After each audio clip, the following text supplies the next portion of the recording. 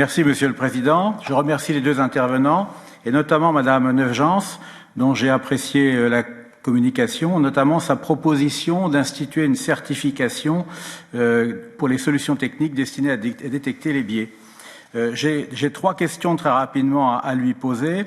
Première question, elle a dit que les biais étaient toujours d'origine humaine, mais est-ce que vous ne pensez pas pourtant que l'intelligence artificielle a tellement évolué aujourd'hui qu'elle est capable de créer elle-même ses propres critères de sélection et donc il pourrait peut-être y avoir des biais d'origine artificielle? Deuxième question, vous avez dit que certains biais sont justes et vous avez donné l'exemple des biais qui seraient destinés à avantager les femmes, par exemple, pour un recrutement. Mais est-ce que ça n'est pas dangereux? Est-ce qu'il ne faudrait pas traquer tous les biais dans l'intelligence artificielle, quitte ensuite, bien sûr, à laisser la décision humaine établir des distinctions si c'est nécessaire? Et puis, troisième et dernière question, vous avez proposé de rechercher les biais dans tous les systèmes d'intelligence artificielle et pas seulement dans ceux à haut risque. Alors j'avoue que moi je m'étais polarisé sur ceux à haut risque puisque je suis l'auteur d'un rapport sur l'intelligence artificielle dans les domaines militaires et régaliens où là il y a de très très forts risques, notamment en matière de justice et de santé. Mais pourquoi proposez-vous cela? Pouvez-vous donner un exemple de risque causé par un biais dans un secteur d'intelligence artificielle qui ne serait pas à haut risque? Merci de vos réponses.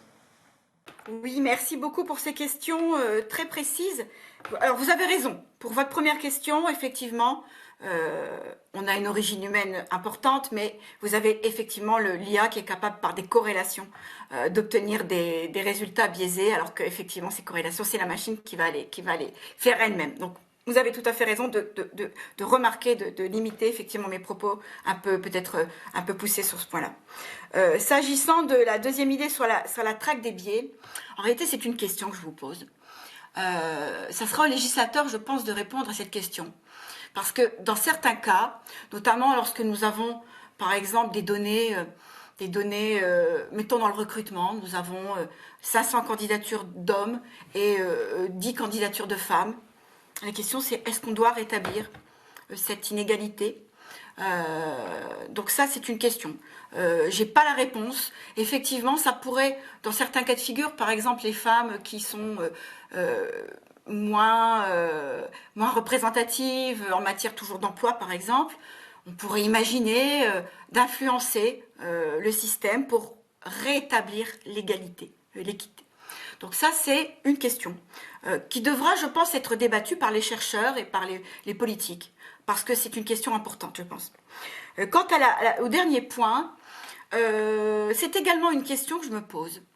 Je n'ai pas nécessairement un exemple à vous donner, mais il suffit de réfléchir au chatbot, dont on sait par exemple qu'en France, on a eu la Commission nationale du numérique qui a rendu un rapport très poussé sur la question des chatbots et des risques que les chatbots font courir aux personnes.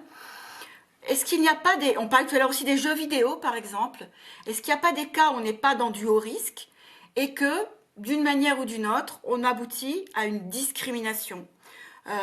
Cette question doit être posée et évaluée. Alors évidemment, je n'ai pas nécessairement la réponse, mais j'ai la question. Donc c'est une question qu'on doit poser aux chercheurs, une question qu'on doit poser aussi aux politiques. C'est, je pense, des domaines de recherche à effectuer. Merci beaucoup.